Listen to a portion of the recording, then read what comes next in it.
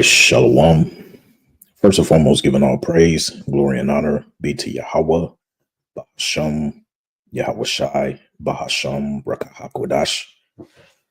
Double honors to the apostles and elders of Great Millstone, better known as GMS, who rule well. Peace and salutations unto the hopeful elect, the tabernacle of David, beginning with the 144,000, and the rest of the men, women, and children out of the 12 tribes, whom Yahweh, Bahasham, Yahweh Shai, will ultimately have mercy upon in these last days. I'm your brother Montazabath, reporting from the branch of the Great Millstone here in Melbourne, Australia. And I want to say Shabbat Shalom to the hopeful elect out there. And basically what you see here on the screen, this was shared through the group chat from the Akim. Title of this video is going to be China's Lockstep palm scanning is the model for the entire globe. Okay. And what John the Revelator saw in Revelation, the 13th chapter to be exact, is what's coming to pass right now, right before our very eyes. And in this video, you're going to see this individual. They're going to show you the day in the life on a regular Sunday, what it's like to be in China, all right, and how to purchase things. So without further ado, I want to play this video. This is fair use. All right, this is fair use. Today I'm going to show you a typical Sunday morning as an American living with his family in Shenzhen, China. Spoiler alert, it's pretty cool. Everything's biometrics. Lock and unlock your door. Don't need a key. Kiddos on the bike. Take the elevator down. Here.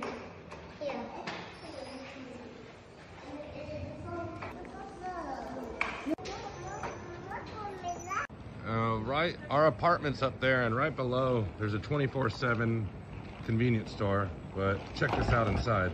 You're gonna get a milk. The good thing about China is you don't need a wallet. You don't even need your phone. You can just pay with your hand.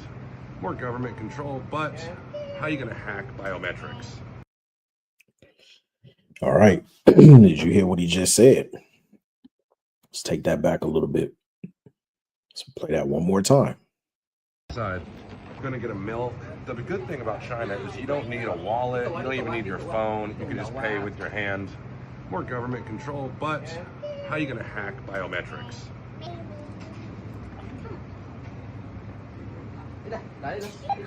So you pay right here with your hand.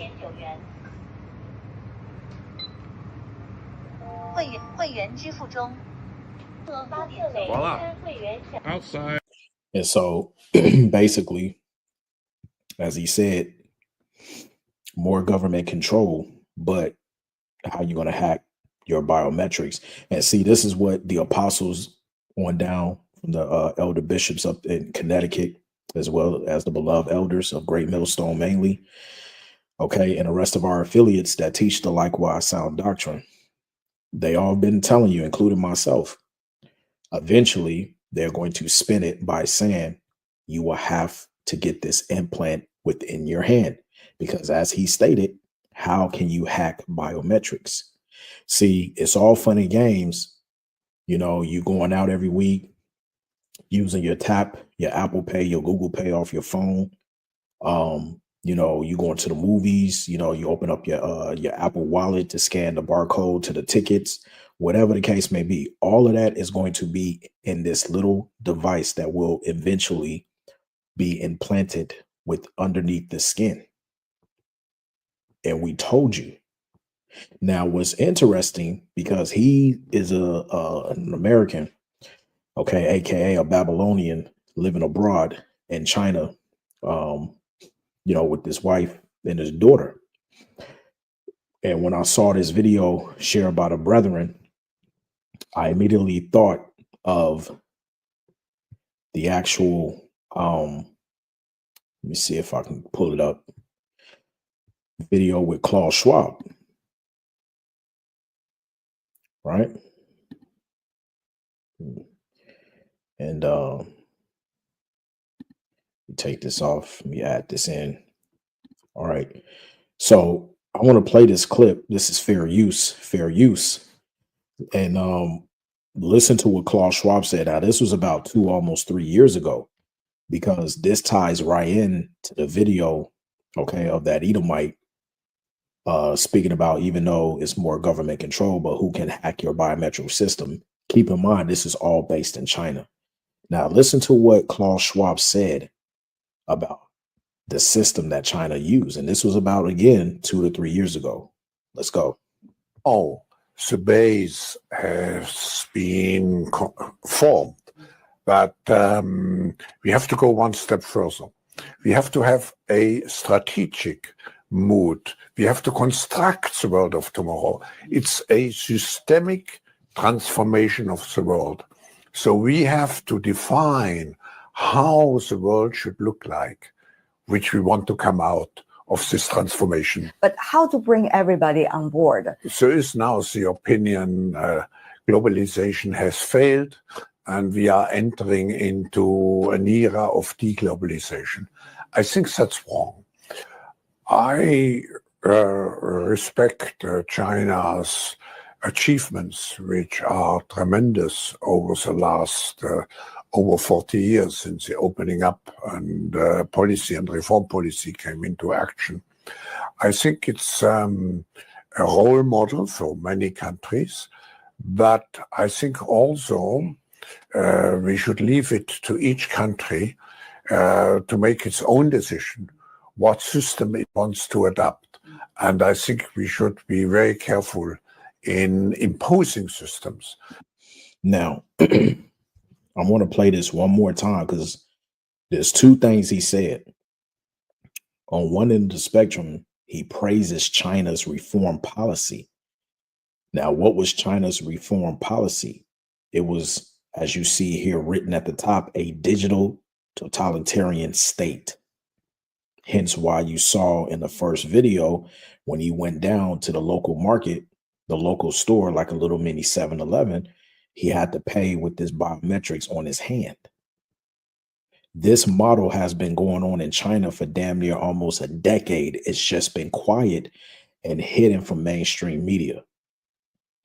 The second part is what he said was that it's very vital to allow for all the nations to implement their own system, but all systems lead to the very end game, and that's eventually everybody being microchipped, right? And I want to prove what he just said, but let me take this back a little bit so you can catch it. A role model for many countries, but take it back a little bit more. Achievements which are tremendous over the last over 40 years since the opening up and policy and reform policy came into action. I think it's a role model for many countries, but I think also we should leave it to each country to make its own decision what system it wants to adopt. And I think we should be very careful in imposing systems. But the Chinese model is certainly a very attractive model for.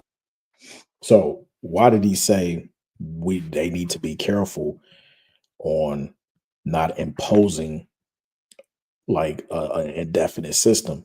Well, clearly, if the elites were to do that, essentially the whole world would be in an uproar, worse than what it is currently at this point in time. So essentially what they're doing, so that all signs do not point back to their direction, is that they're leaving it now in the hands of the nations on how they want to implement this digital setup. For an example, come over here. This is a news from the UK announces digital ID scheme to help secure borders. This is an example on how the United Kingdom is implementing this same system. Let's listen in. The world and politics may feel very different from 20 years ago, but today, Sir Keir Starmer resurrected a policy of Labour government's past by announcing the introduction of mandatory national ID. This government will make a new free-of-charge digital ID mandatory for the right to work by the end of this Parliament. Let me spell that out. You will not be able to work in the United Kingdom if you do not have digital ID. It's as simple as that. Digital IDs are part of efforts to deter illegal immigrants from travelling to the UK and from working in Britain without the right to do so. Indeed, the French have argued the UK wouldn't be so attractive to illegal migrants if we had ID cards. IDs will be held on smartphones, the same as the NHS app or contactless bank cards. In the long term, they could be used to apply for other services, such as driving licenses, childcare and welfare, or give quicker access to tax records. You hear that? So they implemented it by using the migrant crisis of all of those so-called illegal immigrants coming over to the UK. That's how they're using it so that they can keep track. This is the UK. Now let's get another example of a different country on how they're going to implement the system. Let's come over here. This is in here where I'm located in Australia. Let's listen in. I've just been speaking about the horror to me of digital IDs. You were terrific, trying to pin down the e-safety commissioner on what on earth lies only a few weeks away for us in terms of this under 16-year-old ban and what it means in terms of digital ID, verification, age verification. I don't think you got any proper answers. Maybe you can enlighten us. Yeah, well, it's a pretty important topic. You're right. It's the 10th of December. This is all set to swing into gear, and we still don't know a lot about how this is going to play out. I think personally, the whole system is going to be a disaster, and it's a train wreck waiting to happen. But the guidelines are out, and this relates to how people are actually going to verify their age online. And the answer seems to be, well, there's a whole different range of ways that they all seem to involve sharing quite significant amounts of personal data, including facial recognition, biometrics, potentially even driver's licenses and IDs. My question, was, first of all, how are you going to do it? But secondly, what happens to that data once it's taken in by these foreign companies? If you look at a company like, for example, TikTok, with their headquarters overseas in Beijing, are they going to store that data? And we're now asking them, these companies, to take more of it than we ever have before. Some companies haven't had to do that, of course. Some already do it, some don't. But we're basically increasing the amount of data that Australians are giving over and potentially being stored overseas. I mean, look, I think there are so many questions still to be asked about this system that it is just I don't know how the government are going to roll this out in a short amount of time. It's less than 2 months now, I think. So, look, I think this has got more questions than answers at the moment, and we'll just wait and see what happens. Yeah, well, they're rolling it out quickly because let's get into some scriptures. Okay, if we can. But remember, this is we'll get Revelation 12 and 12. We'll start off there real quick. Okay, this is Revelation chapter 12 and verse 12. It says, "Therefore rejoice, ye heavens, and ye that dwell in them. Woe to the inhabitants of the earth and of the sea, for the devil," speaking of Esau, Edom, "is come down unto you, having great wrath, because he knoweth that he have but a short time." And see, this is the reason why they're now rushing, because he set the bounds in which they cannot pass. Let's get that as well. That's in Job. This is Job chapter 14 and verse 5. It says, "Seeing his days are determined," speaking of the Edomites, "the number of his months are with thee. Thou hast appointed his bounds that he cannot pass." You see that? So every kingdom, okay, that has ruled up until this very point, all has come to an end.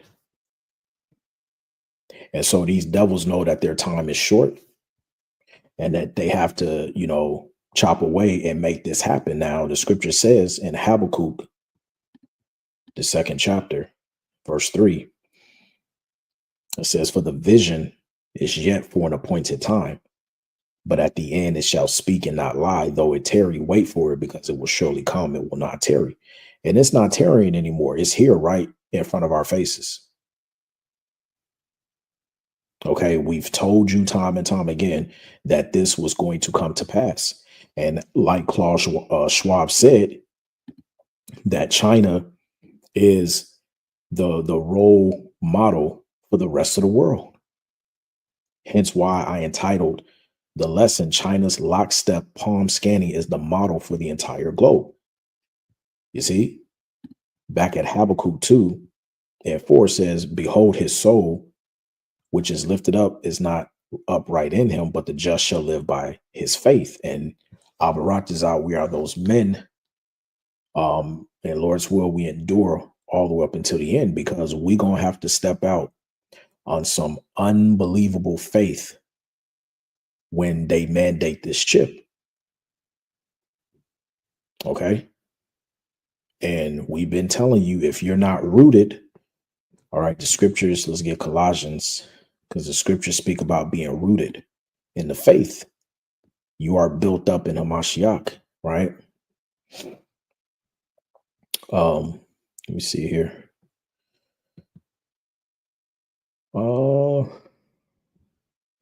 I'll start at verse 3. It says, verse 2. Well, you know what? Let me just start from the top. It says, for I would that ye knew what great conflict I have for you and for them at Laodicea, and for as many as have not seen my face in the flesh, that their hearts might be comforted, being knit together in love unto all riches of full assurance of understanding. All right. And that goes into Isaiah 33 and 6, because it says wisdom and knowledge to be the stability of thy times. Once you have a complete assurance of understanding of the truth, okay, there's really no reason for you to even be afraid. Don't be afraid of this devil. All right. This is why we should always be obtaining understanding in the scriptures through the Rakak Wadash, man. Okay. Leaning on Yahweh Bashem Yahushai. It says, to the acknowledgement of the mystery of power in the Father and Hamashiach, in whom are hid all the treasures of wisdom and knowledge. And this I say, lest any man should beguile you with enticing words, because you got false prophets, false teachers out there. You got the 2/3 who don't believe, that can easily come in and hit you with some enticing words to try to make you wither away from this understanding. Right? For though I be absent in the flesh, yet am I with you in spirit, joining and beholding your order in the steadfastness of your faith in Hamashiach. As ye have therefore received Hamashiach Yahushua, so walk ye in him. But here's the point. Verse 7, rooted and built up in him, established in the faith. That's the most important part. As ye have been taught, abounding therein with thanksgiving. So you have to be rooted. You have to have a foundation, which starts with knowing the names. Okay. So if you're not rooted and built up in Hamashiach Yahushai, you basically have no hedge of protection. And when the scripture says in Revelation 3 and 10, right, it says, because thou hast kept the word of my patience, I also would keep thee from the hour of temptation, which shall come upon all the world to try them that dwell upon the earth. That hour of temptation goes into that chip. Why is it going to be an hour of temptation? Because essentially you're not going to be able to buy or sell. Let's get that. That's why you're going to be tempted. Revelation 13 and 16.